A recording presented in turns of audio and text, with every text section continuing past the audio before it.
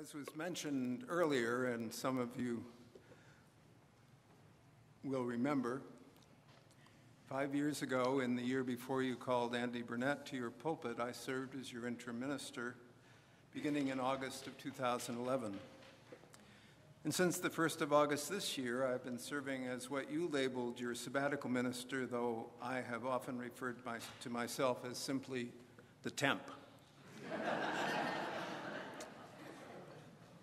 These 3 months, at least for me, have gone by very quickly, and it's hard to believe that it is already nearing its end. I am sorry that Kelly and Marcy are not here this morning, but I would like to thank them in absentia, along with Sue Ringler, for all the support and assistance they have given me.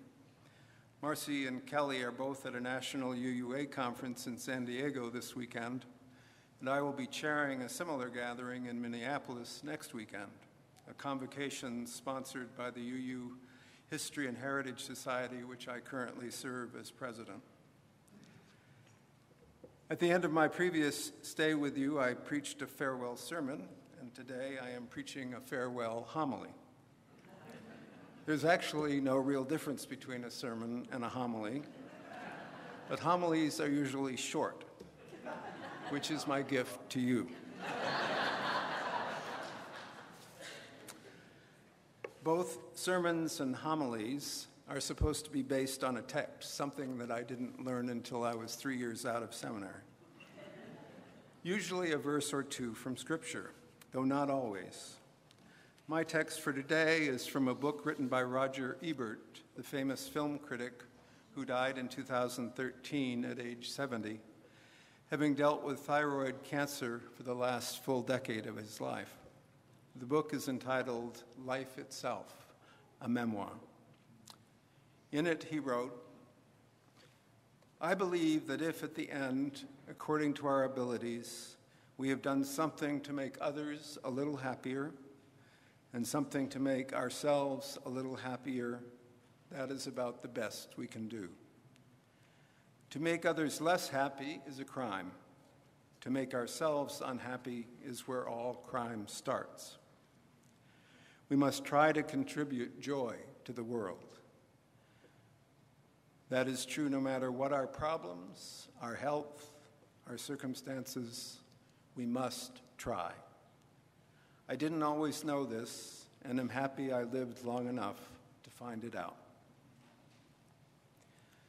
Now, happiness and joy are somewhat different from one another, but one thing they do have in common is that I have never preached an adequate sermon about either one.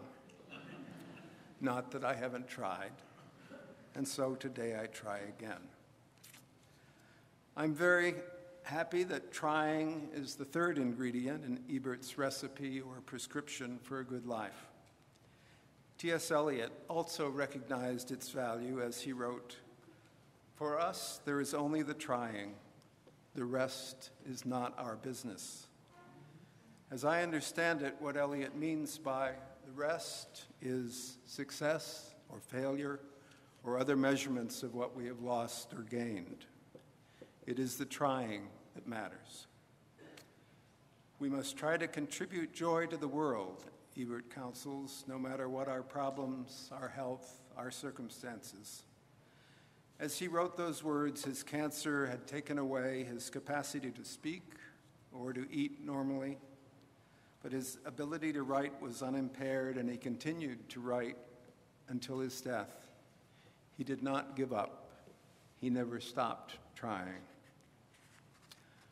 Not everyone has that kind of resilience and courage, but in a lifetime of ministry, I have known many who did and do. They have been inspiring examples to me and to others who know them, people who just wouldn't give up, even when the odds were large against them. And I have also known people who seem by nature to be able to bring happiness to the world around them. The example that comes most immediately to mind is a longtime member of the church I served in St. Louis. She was on the committee that brought me there. And over the years, she had served just about every leadership position there was, and still managed to be a friend to all. I'm sure she knew that many in the church referred to her behind her back as Saint Gloria, which was not sarcasm, but deep respect. And I remember two events in particular about her. The first was that when she came by to tell me that I had disappointed her by not doing something I should have done. And she was right in her expectation. What I've not forgotten is that she came and told me how she felt.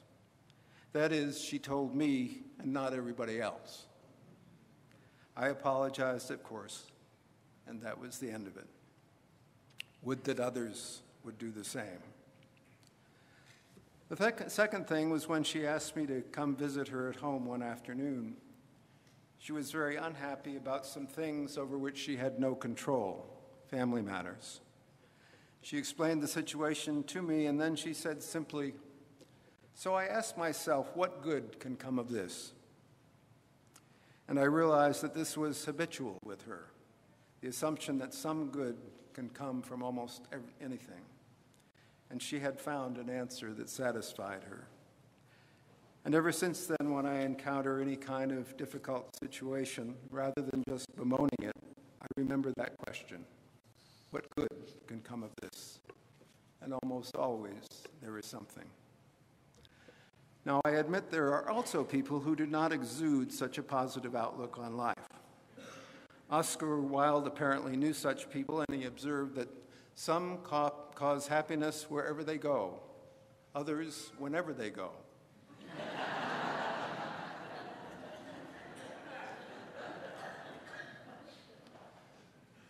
Another capacity that's common to those who bring both happiness and joy to the world is an active sense of humor. Some of them are jokesters, but that is probably not the most important factor, which I think is the capacity to laugh at themselves, something which requires a healthy dose of humility, recognizing that they are far from perfect, and who, by acknowledging their foibles and failures, make it easier for us who know them to recognize and admit to our own. Abraham Lincoln is said to have said that folks are usually about as happy as they make up their minds to be. Whether it is a direct quote or not, it fits with the kind of wisdom Lincoln offered. And by the way, it is in accord with one of the primary principles of what's nowadays called emotional intelligence, which we have largely ignored this month, which says that there is only one person in the whole world you can change, and that is yourself.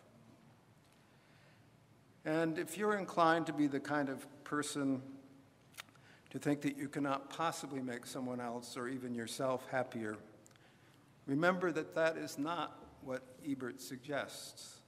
All he asks is that you try. And if you do, you may well discover that Lincoln knew what he was talking about. For those who take it seriously, both prayer and meditation can be useful in developing our capacity to bring happiness not only to ourselves, but also to others. Seriously means being willing to take an honest look at ourselves, to see ourselves as others see us, or even, as some say, to take a God's eye view of us. Do we like what we see or not? We cannot bring anything to others that we can't find in ourselves, but if we are willing to try hard work, we may change the only person in the world that we can change. There are other characteristics that increase the odds of our capacity for bringing happiness and even joy to ourselves and to others. High among them is an attitude of gratitude, of thanksgiving, not just one day of the year, but every day, appreciating the ordinary wonders of life, being consciously grateful for our families and friends, for works of beauty, for blue skies and sunshine and air. I promised short, so I will bring this to a close with an abbreviated reading of our text. Again, Roger Ebert. I believe that if, at the end, according to our abilities, we have done something to make others a little happier, and something to make ourselves a little happier, that is about the best we can do. We must try. We must try to contribute joy to the world. That is true no matter what our problems, our health, our circumstances. We must try. I didn't always know this, and I'm happy I lived long enough to find out. It's unusual to end a service with a reading, but there should always be exceptions to every rule. Each Sunday that I've been here since August, I've shared with you one or another of my very favorite readings accumulated over more than 40 years of ministry. And today I have two, the story from Robert Fulghum and this final reading that some of you will remember. I also spoke on the prior occasion like this some years ago. It is always attributed to a 15th century monk named Fra Giovanni, though if so, it has been significantly edited by a much more contemporary hand. So now, somewhat paradoxically, I take my leave of you with this greeting. I am your friend, and my love for you goes deep. There is nothing I can give you which you have not got, but there is much, very much, that while I cannot give it, you can take. No heaven can come to us tomorrow unless our hearts find rest in today. Take heaven. No peace lies in the future which is not hidden in this present instant. Take peace. The gloom of the world is but a shadow. Behind it, yet within our reach, is joy. There is radiance and glory in the darkness. Could we but see, and to see, we have only to look. I beseech you to look. Life is so generous a giver, but we, judging its gifts by their covering, cast them away as ugly or heavy or hard. Remove the covering, and you will find beneath it a living splendor, woven of love by wisdom with power. Welcome it. Grasp it, and you touch the angel's hand that brings it to you. Everything we call a trial, a sorrow, or a duty, believe me, that angel's hand is there. The gift is there, and the wonder of an overshadowing presence. Our joys, too. Be not content with them as joys. They, too, conceal diviner gifts.